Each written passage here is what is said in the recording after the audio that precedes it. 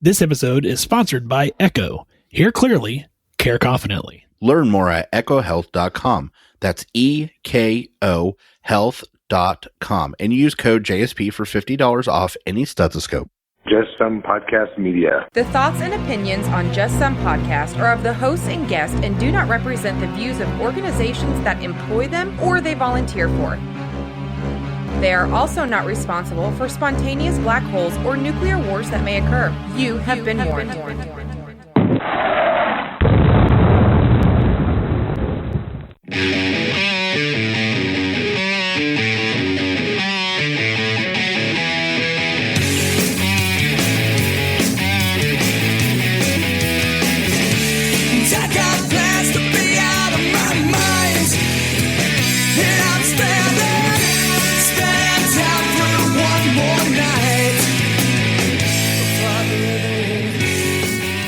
Welcome, everybody, to another fun-filled and exciting episode of Just Some Podcast. This is Tom. Hey, this is Ben. Tom, how are you, man?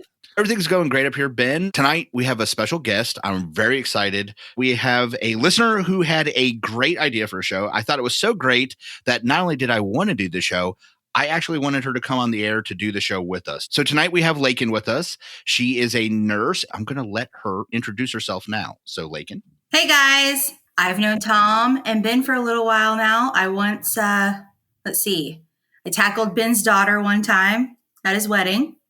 So that's how That was an interesting day. That's how she welcomed us into her culture, was by tackling small children, yeah. Yeah. I mean, let's be fair, though, Ben. At any point, have you ever wanted to tackle a small child? Because I'm not going to lie. I've wanted to tackle a lot of small children, especially when they ask me the same question 6 times in a row. I'm like, you're about to get tackled, little kid. They just don't know it. Absolutely. So I am a nurse. I've been a nurse for almost 6 years now. I've done a little bit of everything, labor and delivery, peds.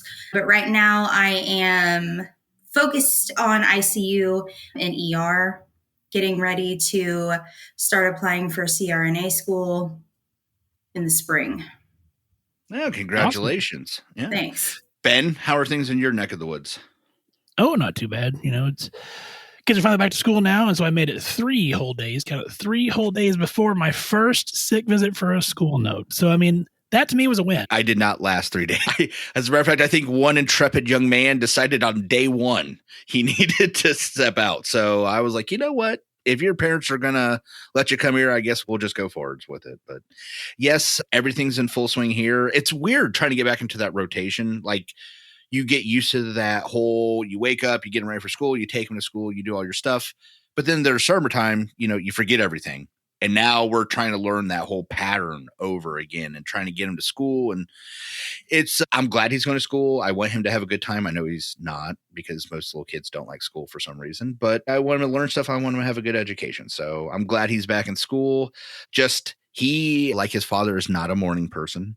So that's always a good fight first thing in the morning, get your blood pumping, a little fisticuffs. But other than that, no, everything's been great. So Lakkin, taking kids to school, do you enjoy doing so? Well, at least I assume you guys get to take your kids to the same school, like where everyone pretty well kind of knows who you are.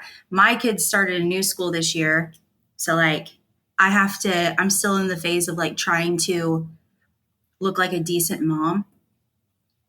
So I'm still so new that I have to wear a bra when I take her and do something with my hair. And it's super fucking annoying. Give it a week or 2 and you can just be normal. It'll be fine. You don't have school Crocs yet?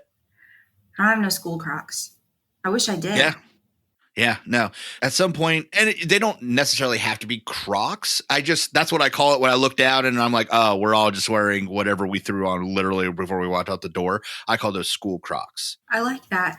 Yeah. I still have to, sorry, I didn't mean to interrupt you. I was just thinking, this morning, for instance, when I drove her to school, I had to act like I didn't just threaten to murder her 5 minutes prior. Yeah.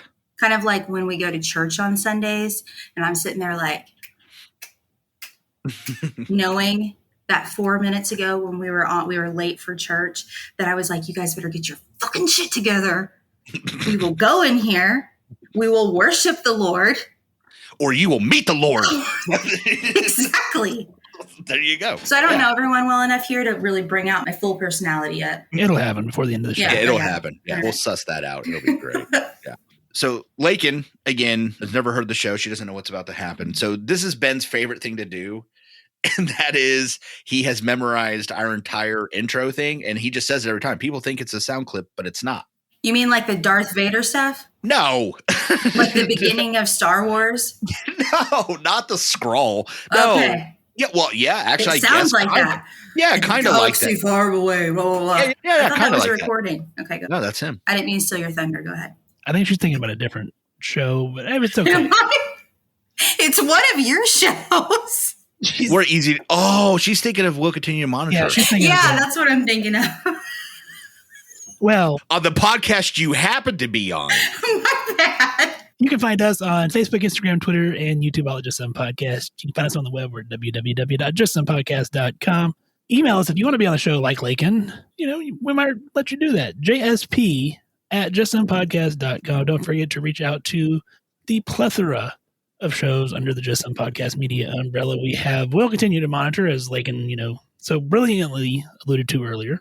And then we have Buried Pleasures with Pollyanna talking about all the dirty. Tom was on that show not too long ago. And, of course, we have Nurse Papa with David. So check out all our shows. Tom, if they want to know about this show, not this show. Yeah, this show. At least it was one of your shows. Correct. At least she wasn't like, I love it when you guys do stuff you should know. I'm like, really? Thank you. So if they want to help out Just Some Podcasts, though, they could go to the JSP website, scroll down to just about the bottom of the page. You'll see an Amazon affiliate link. Click on that before you do any of your shopping or browsing or put anything in your cart, because then anything you buy helps out the show. We really appreciate it. It doesn't cost you anything. You won't even know we were there.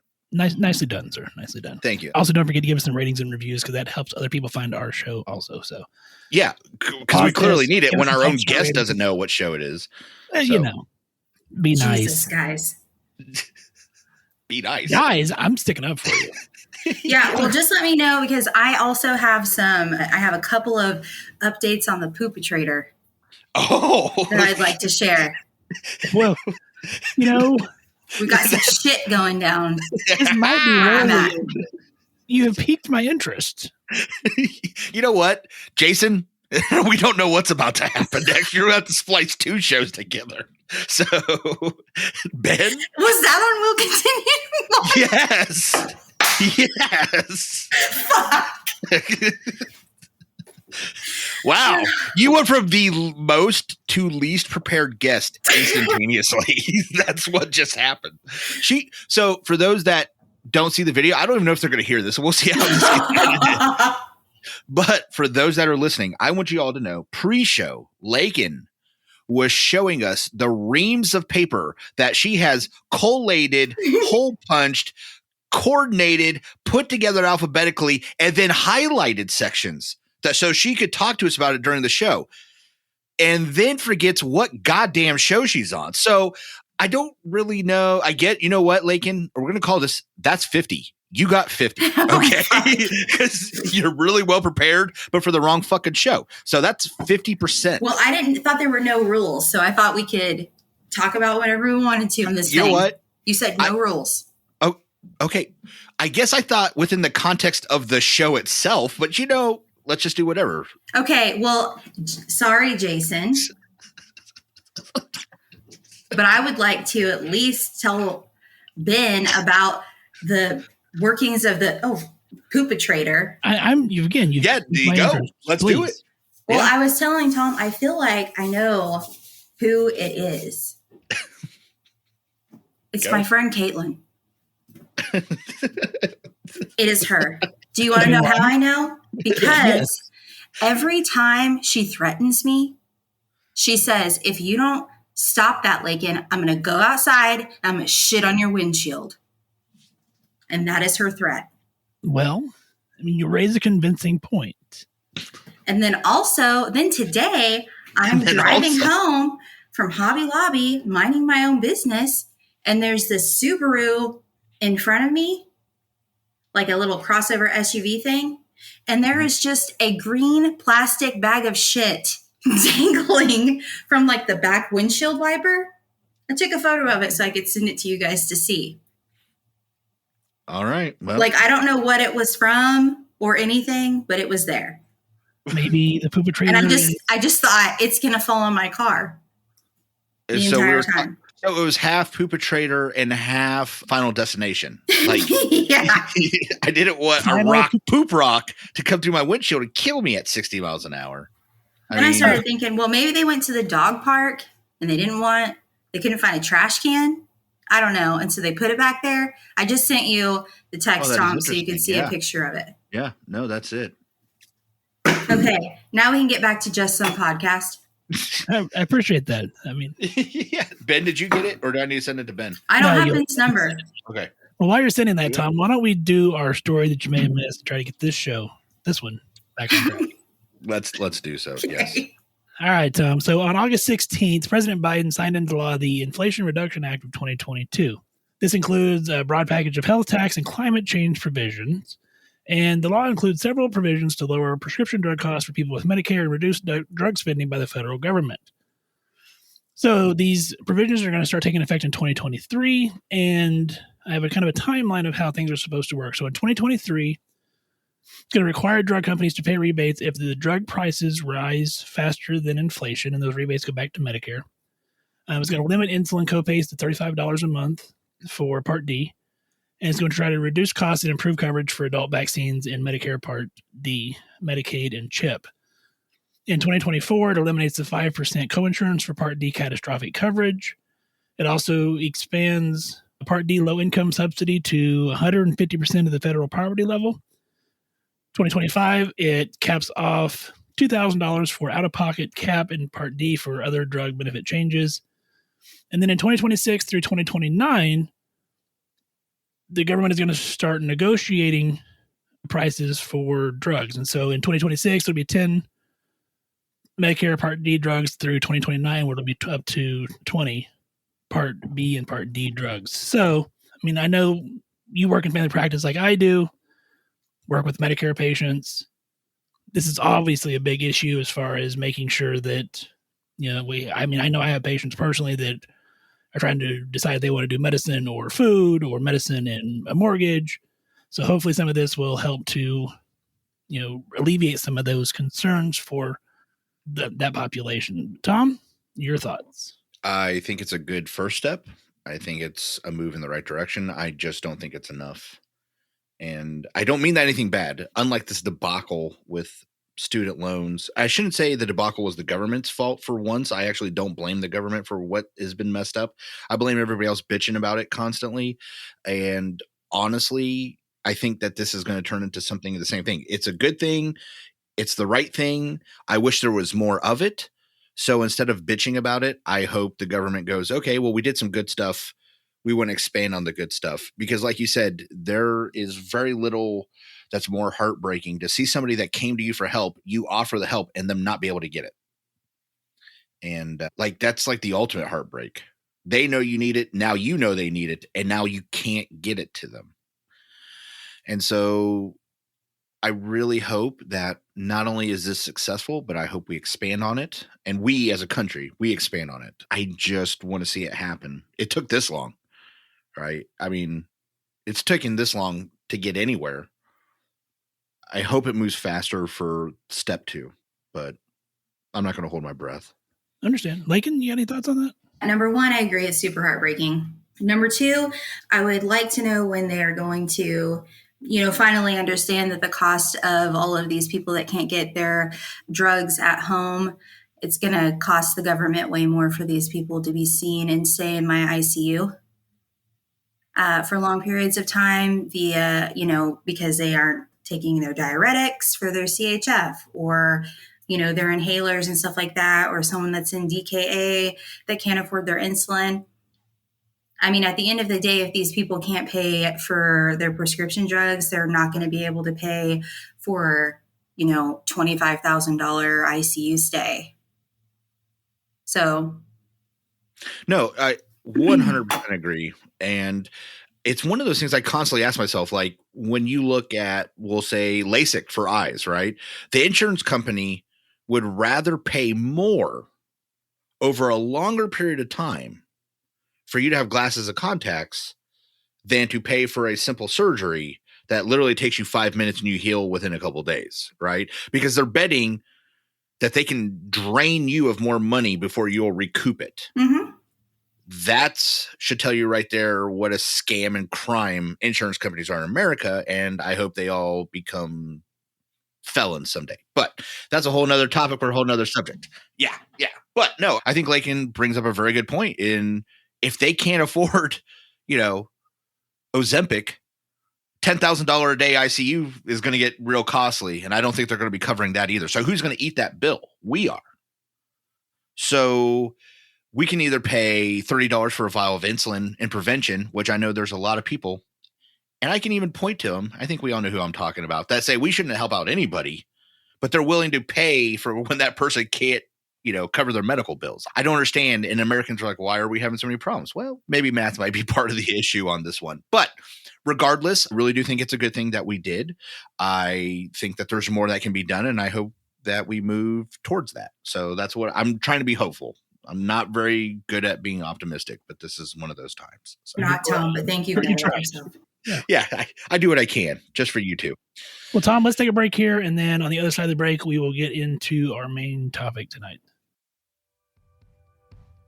Hey, Tom, did you know that Superman had a lot of superpowers? I mean, he had the ability, he had like the X-ray vision, he could stop a train and stop a bullet and all this other cool stuff. You know what else he had? He had super hearing. And he had the ability to hear everything on Earth, every conversation on Earth, which is a little creepy.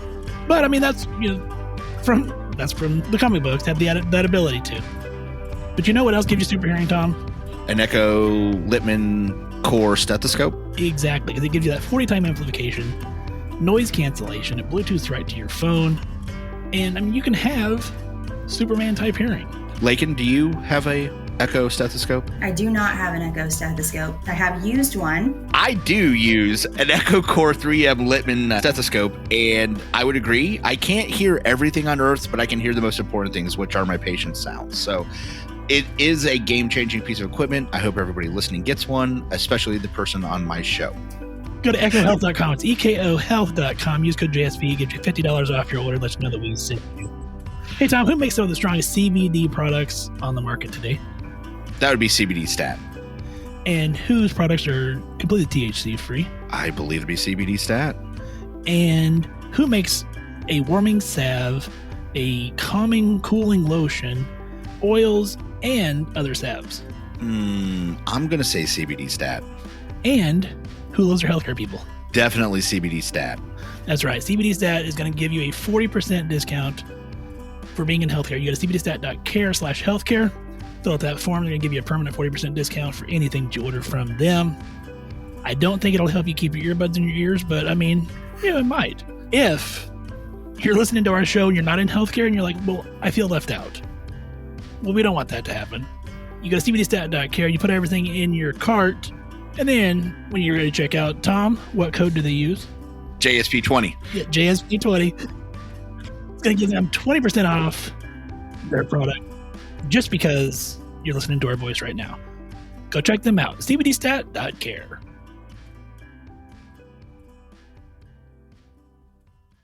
I'm going to preface this part of the episode with I have intentionally not done research because Tom kept saying, this is such a cool story. This is such a cool story. I can't wait to tell this story. I can't wait for you to hear it. Lakkin is super excited too.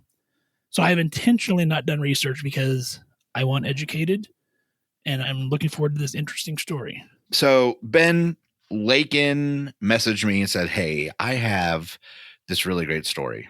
And I said, okay, what is it? Because I know Lakkin, so I was like, it can't be that good of a story.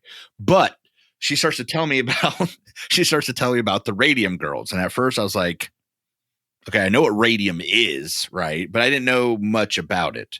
And I sure as hell didn't know much about the Radium Girls. Though weirdly enough, I had heard of them and I knew it was like a group of girls and something had happened to them, but that's really pretty much the extent.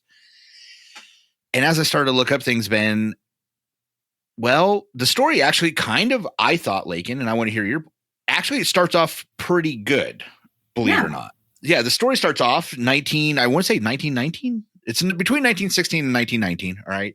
Radium first comes from Europe to America. They start refining it. They start doing all their product work here. Okay.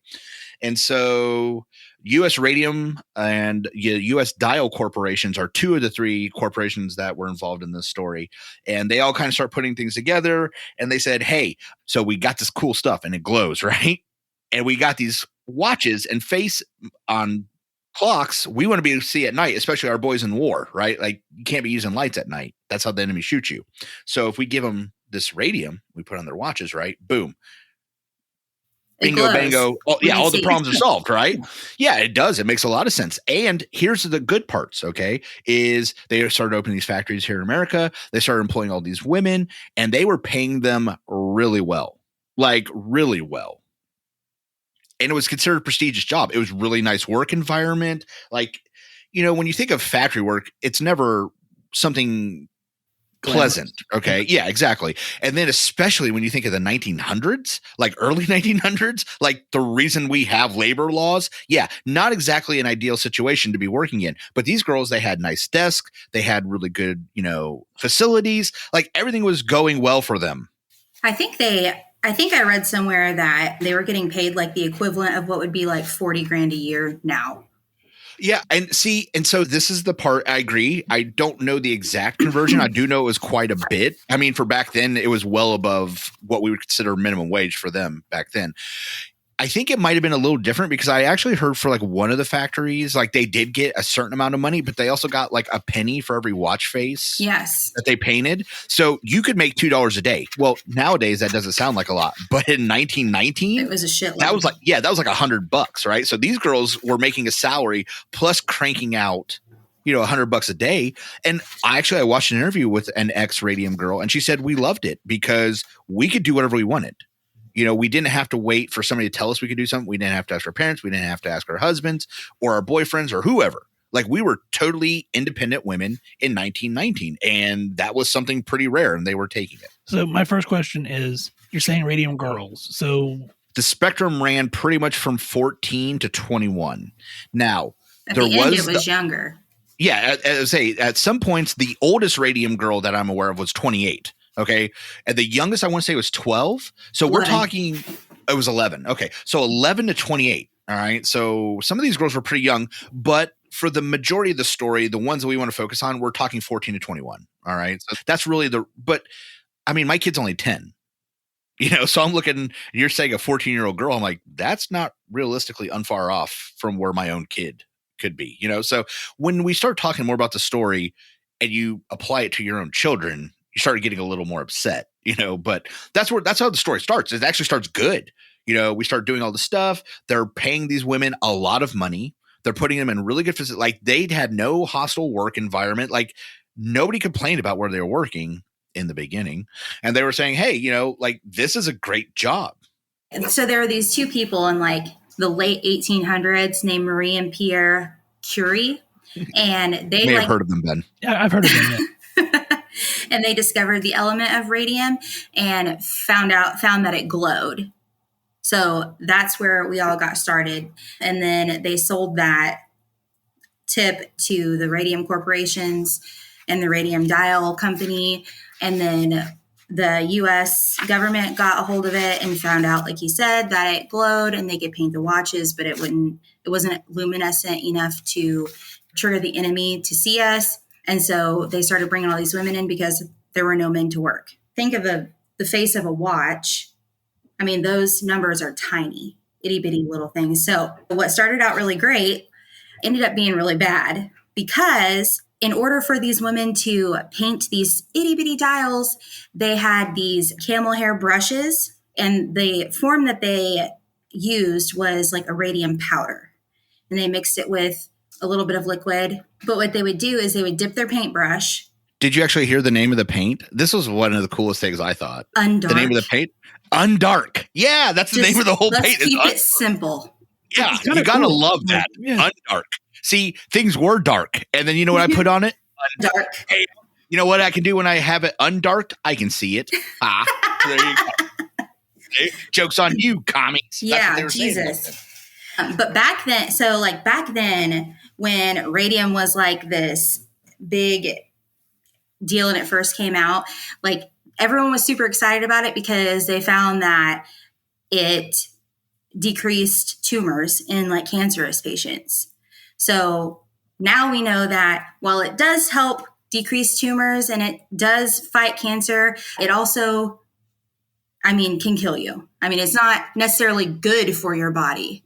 But back then they thought, oh my God, it kills cancer. So they were just like, fuck this. We're going to put it in everything. I found ads on here for radium butter. They had little like metal capsules that had like little bits of radium in it that you could like put in a glass of water, like put in a jar of water. So you could have radium water to drink. Yeah. Did you see anything? There was an ad for they called it a tonic. It called Radithor. Did you see that? Mm-hmm. Basically, it was radiated water. They ran it through pipes that had radium. So it would be irradiated. And then they'd sell it. And they said it was good for everything. Oh, you have prostate problem? Great. You have a bad period? Great. Your skin needs brightened up? Great. Oh, you have constipation? Great. Like literally this guy was selling Radithor as they could fix anything.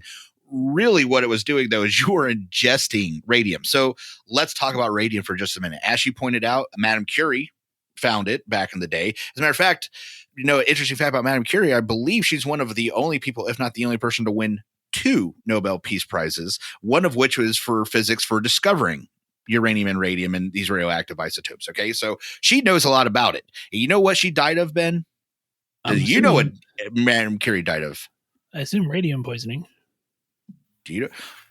Aplastic anemia caused from radiation. But that's what I'm saying is if the person who found it, who was said that she liked the glow so much that she would put it in the glass vials and keep it in her pockets. So like when she'd get to a new workstation, Madame Curie would just take it out and sit it next to her so she could look at the glowing. Like she liked it that much. Of course, that's also what was killing her. So that sucks. But I guess what we're getting back to is if the person who found it didn't even realize it was this dangerous at first, it's kind of hard for us to kind of blame anybody else. The thing is, Ben, that after a while we started going, this stuff's bad for you. All right. And the chemist working at both U.S. Radium Corporation and U.S. Dial Corporation started to figure out.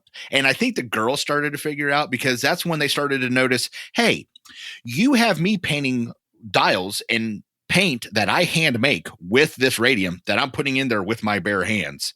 But you wear a lead mask, lead apron, and won't touch it with your bare hands. And their answer to these girls was, nah, it's fine. Yeah. So okay. This is when the story starts to turn. Yeah. Okay. So what I was telling you earlier, Ben, is how the women painted these dials. Like he's saying the chemists, and I think they chalked it up to, they said, oh, well, we're handling radium in its like raw form. And they were saying, but the powder that you're handling isn't enough to cause you harm. But these women would take their brushes, dip it, mix the paint, dip it, paint the dial, and then they were instructed to lip point. So after they painted one number, they'd put the brush in their mouth to point the brush before they dipped it in the paint again. So every dial, they would lip point. So every time that they did that, I think I read, yeah. So I think I read one of the like faster working ladies was doing like 200 or 215 faces a day. And then these women who all thought, well, this is awesome. We love the way it makes us look and us glow. They would wear like their best gowns to work, like on a Friday, and they would like paint their teeth with it. They'd sprinkle it in their hair. They'd paint their nails with it. So then when they went out, they would glow. Literally. They said they'd walk down the street and they would call them ghost girls. Mm-hmm. And the interview I saw with one of the girls that had worked there, it was really interesting because she said even when they weren't going out, because they had been asking, they saw the guys handling it with tongs. And they said, well, is this safe? They said, of course it's safe. So they thought, well, then I can just put it on me. So what they would do for fun, she said they would paint designs on their face because during the day you could kind of see it like in the bright light. Well, they had dark rooms. So they would all walk into the dark rooms and then you could see each other. So whatever design you had put on your face. So if you drew yourself to look like a cat, you couldn't tell out in the sunlight. But as soon as you walked into the dark room, you have a glowing cat face. And they all thought that was a great idea at first. Sounds like fun. Yeah, sounds like fun when you're told it's safe. And again, that's really what this should come back to. And I think that's how the story is going to end, is maybe that part. But so let's talk about this for a second, because we're about to start getting into what started going wrong. Not just the corporation part of what's going wrong, but physically, so what's going wrong. So radium is an alkaline earth metal. All right. There's only 5 other ones. I think there's, yes. Okay. So there's 6 total. Lakkin, do you know what one of the other alkaline earth metals is? Did you see this in your research? No, I didn't. No, calcium. Calcium. Okay. Yeah. So when your body doesn't know the difference between radium, yeah, that makes sense. I did read that. Okay. It sucks the calcium out of your bones. And you're ingesting it. They weren't wrong completely. Like, you don't want to be around radium. Okay. Anybody out there listening to this, you should not be out handling radium for just fun. Okay. Let's just put that out there.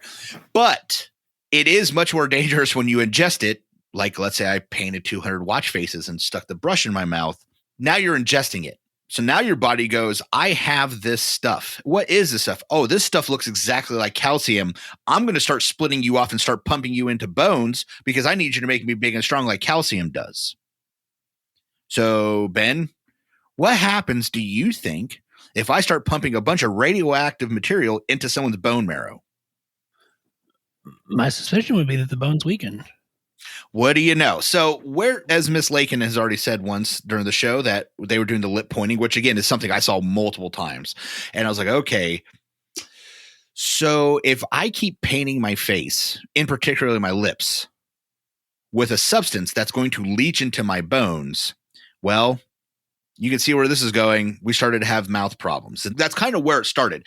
I did read some reports where some of the girls started talking about like general overall. And one of the main things that we saw, I saw repeatedly was body aches. Like they were like, man, my whole body is just like, I was feeling great. Like I felt rosy. I felt alive. I felt ready to go. But now I just feel tired. And now my bone and my joints ache. And then as they kept progressing, one of the things they kept all noticing, what I kept noticing was teeth started getting really loose. They started falling out. And then there was the young lady that went to the dentist. Oh, God. Yes. Molly Maggio.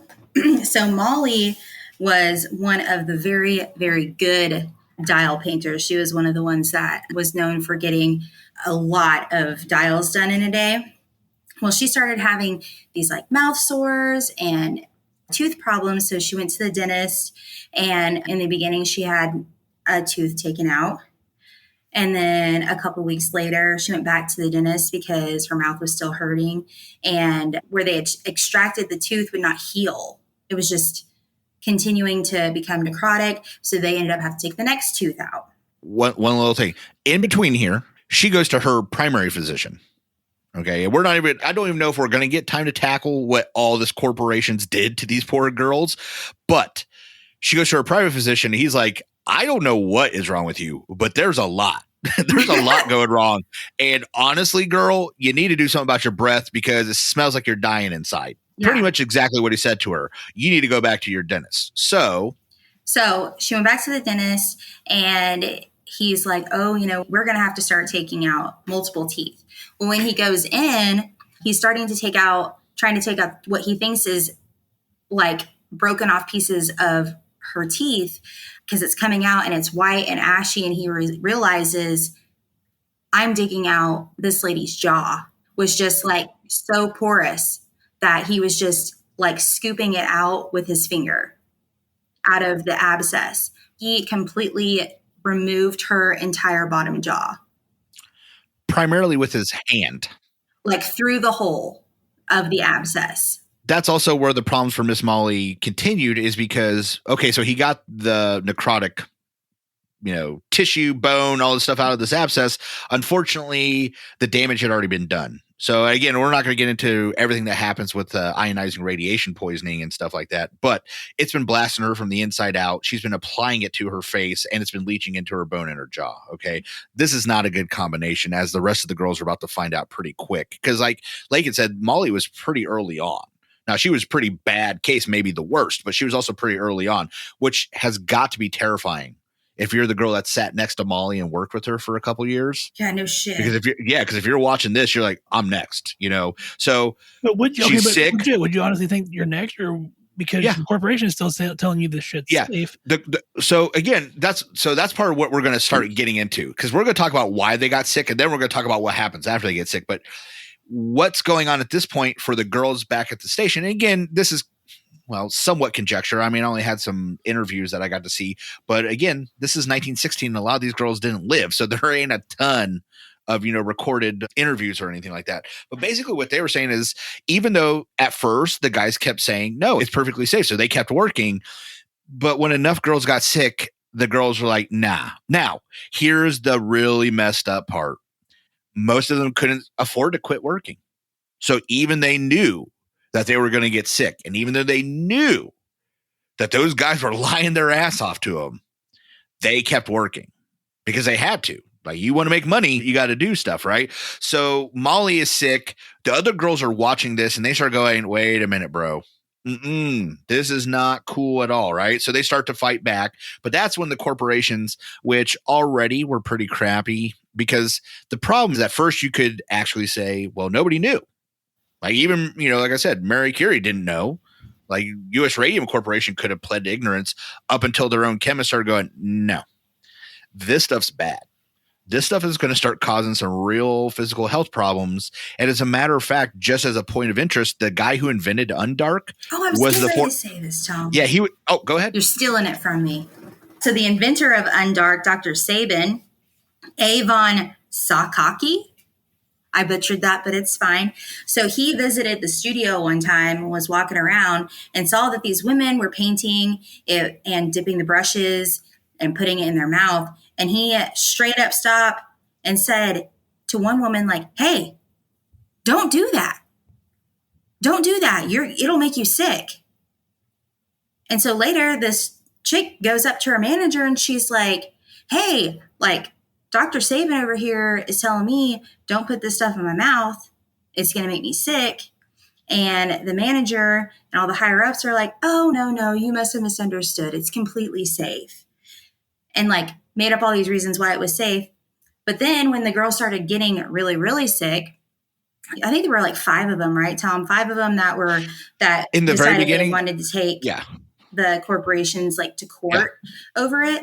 When they did that, the U.S. Radium Corporation was like, you know what? We're going to do what we need to do for you because we want to protect you. And we're going to have like a study done. So they paid for like some guy, I can't remember what his name was, but ended up, he came in and like did a, what do you call it? Edit, Jason, because I can't remember what I'm doing, having a stroke, a study. Yes. Did a study over everything. And even that said that it was terrible, but they didn't ever release any of the documents. It just kept saying that it was fine. Then they said, we're going to have a doctor come in and look at all you girls just to check you out. We'll pay for your checkups and everything. This dude comes in, does all of these physicals, and then publishes that these girls are all completely healthy and fine. Tells them they're all completely healthy and fine. Correct. Turns out he wasn't even a doctor. Yeah, correct. So yeah, that's one of the things we're going to talk about. This guy that said he's a doctor, he ain't even a doctor. That should tell you what these guys are up to. So first of all, Dr. Sabin, he was the 14th victim of his own creation.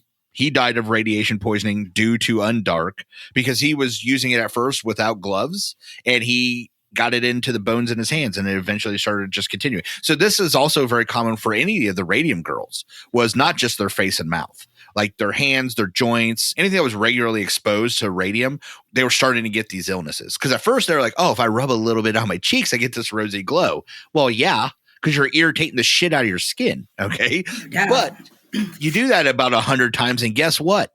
Now your skin's going to start to decompose. So that's kind of the things that start to happen. And as they start to recognize, here are the problems and here are the health issues that we're starting to go. And the girls can no longer avoid this, right? Like I said, some of them are still choosing to move forwards, or maybe some of them are still blindly ignoring the science and the clear and open things that are happening in front of them and choosing to believe the person behind the curtain that's telling them everything is fine. But overall, the girls know what's going on. Right now, things are starting to come out, and that's when these girls are going, no, this is not appropriate. So the corporations start to do those things that Lakkin just talked about. One guy faked being a physician and had a vice president of the corporation pose as another physician to back him up while they interviewed the girls. And as the girls would ask them questions, they would just tell them they were fine. Maggie, when she died of all her abscesses in her mouth, and I saw 2 different reasons why she died, so I don't know which one to say, but either one, it was due to severe illness because of the radium. The doctors at that point in time, again, early on, did not recognize it as radiation poisoning because it's 1919 at this point. They didn't know what the hell, radium, all the stuff I was talking about. So this doctor, this coroner, lists on her death certificate possible syphilis. What the fuck? As the reason. Yeah. Well, okay. It doesn't really match it with syphilis, but at the same time, they didn't know there was a thing called radium. It literally had just got invented, or I shouldn't say invented, found. Okay. It just got found. They weren't sure what was happening to people. What they did know about, though, was syphilis. And they're like, well, she's got a bunch of rashes and abscesses. They're in her mouth. I think they were doing it to discredit the women. Well, I would say that later on, but I think that very first physician, they have found no linkage whatsoever between that coroner and everybody else. So that first one was just going, hey, I don't know what this is. And to be fair to him, he did not say definitively, this is a venereal disease. Okay. What he said was, I don't know exactly what's going on, but I have to put something. This looks like syphilis, so I'm putting possible syphilis. Well, boy, those corporations sure did lock down, right? So now they're going after all these girls and saying they must be hookers. They must be sleeping around, and that's why they're really sick. It has nothing to do with radium. It's because those dastardly girls. And let's face it, girls have some problems, okay? But in this case, see, there we go. That's the look I was looking for. Tom. So, but the point is, no, nobody believes I really think that. I don't believe it either. But so these girls are suffering, and now the corporations inadvertently have found a scapegoat, right? So they're trying to say all these girls got VD, right? That's what they called syphilis back in the day, was the old venereal disease. I guess everything was just called VD. Does that sound a little more like what's the word I'm looking for? Eloquent? Just say, hey, you got the old VD, right? You don't have you don't have crabs or gonorrhea. Yeah. You got VD, baby. You make it sound cool, Tom. See, thank you. All right. So I mean, no, there's not. I was gonna say there's no way I could say I have VD and it sounds cool, but yeah. So, anyways, the point is that these girls are getting ramrod. All right, they are getting screwed over real hard, and nobody's helping them. And as a matter of fact, in that interview I was just talking about, one of the girls, the parents, this is at a time when, money is scarce. We're just about to go into, Great Depression. It's between the Great Depression and World War I. All right. Not a real prosperous time, for a lot of Americans. American business, sure. Not American, society or middle class, which there wasn't even really one at that point in time. But these parents are so sure there's something wrong with their little girl, and it is not syphilis, that they take her all the way to Chicago. All right. All the way to Chicago, way far away from Orange, New Jersey, where this factory is. And the doctor in Chicago says, this is absolutely radiation poisoning. There is no way I will put that on any sort of report because they will kill my career, or possibly me literally, if I put that on a piece of paper. So I don't know what to tell you. This is how you take care of your little girl, but there's no way you can do it because nobody will help you. Because if I help you, I have to admit it's radiation poisoning. And there's no way that those guys are going to let that happen. Mm-hmm. Wow. Yes. So that is what's happening to these, literally children. Like, we're talking 14-year-old girls. Their teeth are falling out of their head. Yeah. So that these guys can make money. Yeah, it's disgusting. So to back up and just give you an overall sort of symptoms that we're seeing in these women, or that these women are seeing. So we know about the tooth problems. We know about the ulcers in the jaw, bleeding gums. They were also having issues like their menstruations were stopping. They were becoming sterile. They weren't able to have any kids. A lot of miscarriages, stillborn babies.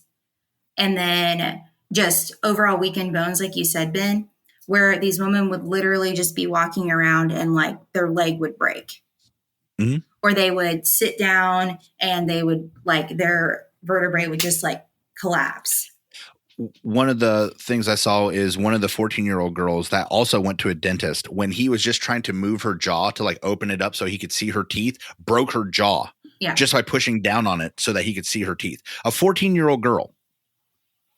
Wow. And again, I want to remind you that grown-ass men who cared about money more than other human beings, not only did they lie when they could have helped these girls. Now, granted, medical treatment back then was still going to be rudimentary, okay? But they could have done something, if nothing else, to help their pain. Yeah.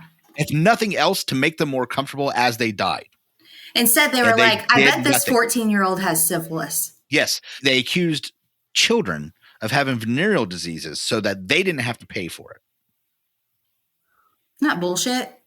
Yeah, that is bullshit. It's a little beyond bullshit. It's a total man dick ass thing to do, Tom. Don't you agree? Boom. I couldn't have said it better than myself. Okay. I just keep thinking about it is how the story starts off with, wow, this is a great thing. You know, we got this stuff. It's saving soldiers' lives in war. Almost like it freedom literally for did. the women. Yeah, freedom for the women, and we're going to use it. We're going to use that freedom to hang you with it. Yep. So that's pretty much what they just did. So here's your freedom rope, and then jump off a cliff with it. Yeah. It was something. The more I read and the more I learned, and like I said, here's the problem, Ben, is that honestly, we've talked for 52 minutes now. This is like a scratch on the surface. Really, the story for us, because it's a medical show, is about the symptoms and what these girls went through and how they got it. Okay. What we really should look at someday, or what somebody should be really looking at, is how did we allow American corporations to get to the point where they not only did get away with it, that they thought they could get away with it, and are things like that still happening now? Right. I'm obviously not radiation or something like that. I'm just saying, well, if Tom, you think about it, the cigarette companies. Oh yeah. Yeah. They're still doing it. Well, they're still doing it. And they're like, exactly. No, it just doesn't. You know, I mean, like I said, the sad part is, Ben, is there is some product out there right now that we're going to do this story about 10 years from now. We're going to say, oh, this senator, he knew. Here's the evidence. And the sad part is, in America nowadays, somebody's still not going to believe it. That's the crazy part. At least when the Radium story came out, nobody said the little girls were liars. Well, the corporation did. The corporation did, but the rest of America had eyeballs and common sense and said, this is a bunch of bullshit. Yeah. Now, it took a minute to get there. So at what point did they stop using radium? And I can't remember where it was, but it was like a long ways away from New Jersey, where they didn't know like that these other girls were having all these problems and were like going to court for this kind of stuff. So like word hadn't traveled to them. And I read that Radium Dial Corporation bought like glass, like sticks basically for the women to paint with. But because they were still telling the women that radium was safe for them to use, and the women weren't able to paint as fast, so they weren't able to make as much money. And since they were telling these women that it was still safe, a lot of those women threw those to the wayside and started using their brushes again. So then, you know, you alluded to the sickness that the girls had, and several of them died. And you had said something about court cases. So, I mean, what was the outcome? Yeah. Okay, so these 5 women said, we want to take these people to court. Mind you, they were very ill at this point. Like a couple of them couldn't walk. They were bedridden, stuff like that. And back then, the statute of limitations on some shit like this was 2 years. So they were going through all the motions, trying to find a lawyer. No one would take their case because Tom said, these radium corporations were like in everybody's pockets. They finally found this lawyer, I can't remember his name, to take their case. And then the Radium Corporation was like pushing the case off with stupid ass excuses like this person is going to be out of the country for like studying for something or whatever. But basically they were trying to push the case back until after the 2 years or the women died. Correct. So they wouldn't have to pay out anything. Yeah. Like one of the court cases, the defense, the corporations, was trying to argue that they shouldn't have to have some kind of motion go forward. And again, I can't tell you exactly which one, but some motion was filed. Although we can't, it should be dismissed because not even all the girls are here. That's because 2 of them had to be brought to the courthouse in a wagon, like laying down in a wagon. They could not even sit up or walk anymore. And these assholes were trying to say, well, that's why we should win this court case because those girls didn't even show up. They don't care. It's because they had made them so sick. They literally couldn't, their bones and their spine could no longer support them. And these people had the chutzpah, after knowing that, to say that in open court. Like, these are the people we're talking about. So realistically, at the end of all this, what happens is the court cases do end up going through. Okay. They can only stall it for so long. And even the court finally says, I'm done with your shit. All right. Put up or shut up. And U.S. Radium Corporation, I know, was one of them. I want to say U.S. Radium Corporation and U.S. Dial Corporation were together, and they settled out of court. Now, I don't know the exact numbers. I shouldn't say that. We know the exact numbers. I don't remember them. I think they all got a settlement of like $10,000. Now, of course, back then, holy shit, that was a lot of money.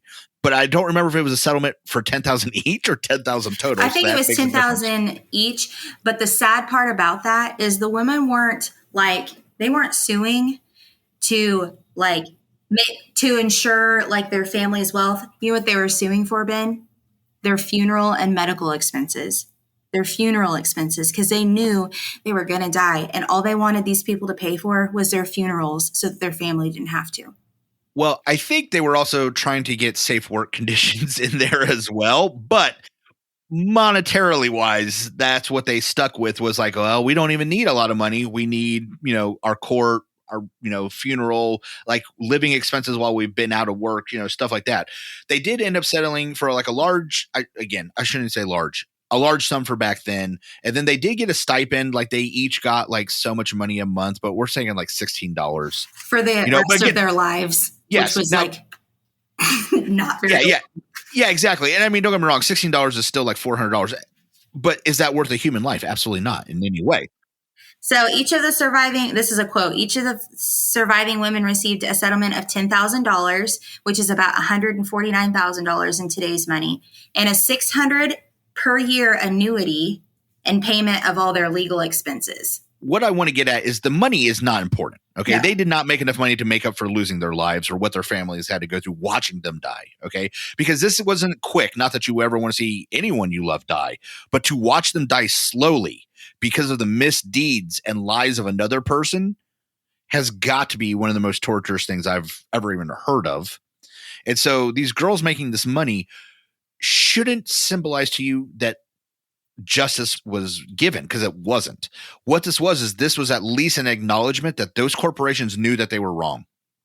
They knew where they were wrong. They knew they screwed up. And that's really when they should have been, crucified, to be completely honest. They didn't, but they should have been. Guess what was one of the main reasons that OSHA was founded? What case? I'm going to speculate because of what we're talking about. Yeah.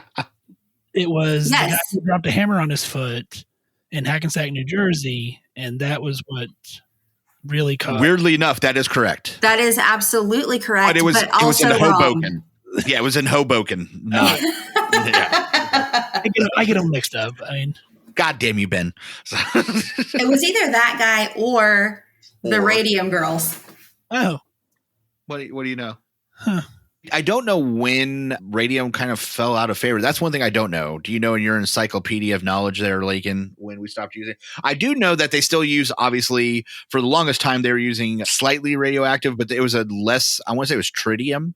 So it's a material that absorbs light much better than produces. So that's why you had to shine some light on it or something, if you remember those watches from the 80s. But it's a much safer product than having something that's just openly radioactive on watch faces. Does seem like a problem. It does seem like a problem, but I got to be real honest. If I'm in a trench in World War I and the alternative is either you can have something minuscule and possibly radioactive attached to your wrist, or you can have a guy shoot bullets at your face, I'm going to take the chance on the wristwatch. So I get how this started. What I don't understand is how it ended. So in 1941, according to my encyclopedia of knowledge, Tom, thank you. In 1941 is Trademark. When they had a National Bureau of Standards and they established a tolerance level for radium. And then the Center for Human Radiobiology was established in 1968. So I think about that time is when they started saying, hey, this shit ain't all that cool. Yeah, when there's a bunch of professional radioactive guys, they go, no, don't do that. Yeah, that's what happened, yeah. You know what? We probably should have had them wearing those lead vests, come to think of it. Yeah. Bunch of jerks. Good thing they got syphilis and died instead.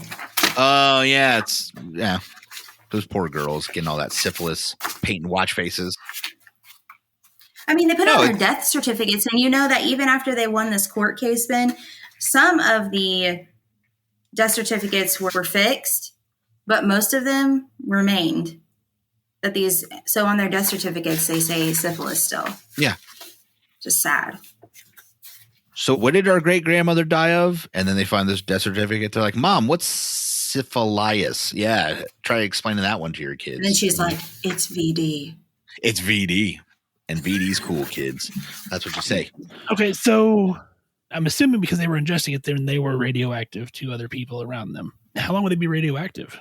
Okay. Oh, that's a great question. I knew she was waiting for this one. I'm glad you asked, Ben.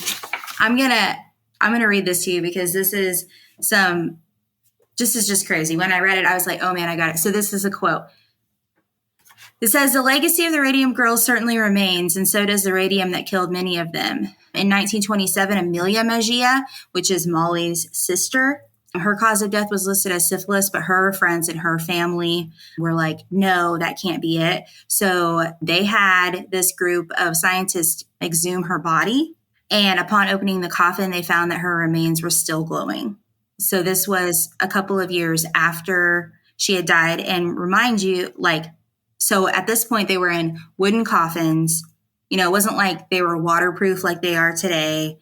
So she was still glowing. It said, it's been almost 100 years since these women were infected with radium poisoning, but the radium is far from gone. The half-life of radium is particularly long, 1,600 years. So it still exists in the remains. When a scientist with a Geiger counter walked over the graves of some of the Radium Girls, it showed that their bodies were still, in fact, radioactive 100 years later.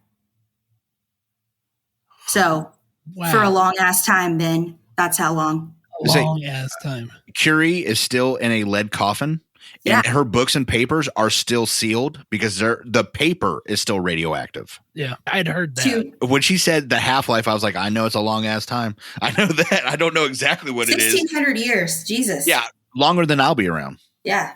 But this podcast will still be there. So this podcast will still be there. 100% fact. This one or the other one. One of them will be. One of them will be. Yeah.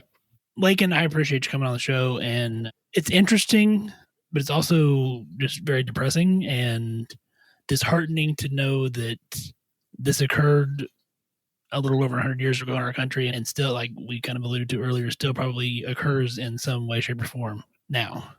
And I mean, clearly it was syphilis. Obviously. Clearly. I know that's what's going to kill Tom. Only if I'm lucky. I've had a good time, guys. I have to get with Tom because I've got 2 other super badass stories that would be super fun to cover. I don't care what one you guys tell me next. So okay. I don't care. We'll see. So if you're out there listening and you liked this story and you want Lakkin to come back and tell us these other 2 quote badass unquote stories that she has, let us know, jsp@justsomepodcast.com, and we will schedule another time for Lakkin to come on. Or tell us how terrible she was. That's also fully welcome. That's what I'm looking for. Yeah, that's what I'm looking at. Can I get a 0 star? Yeah. Trust me. I want to know how shitty she did because no one is going to enjoy telling her more how shitty she did than me. So you let me know. On that note, wash your hands. Have a great week. Hey, everybody, stay safe out there. Don't handle radium. Don't try this at home, folks. There you go. I like that. Practice swearing just to pass the time. Lately I see why I am alone. I caught some road rage and I thought of you. And all the many times